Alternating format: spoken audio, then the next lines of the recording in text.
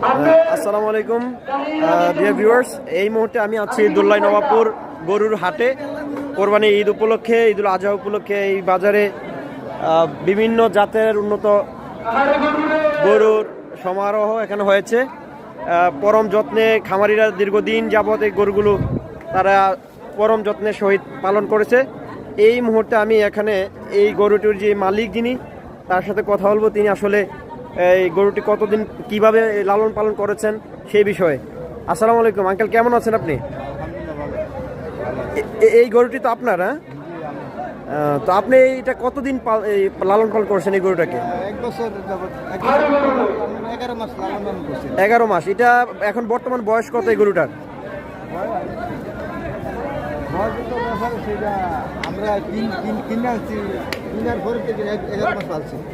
কেনার পরে 1-1.5 মাস পালছেন। এখন এটা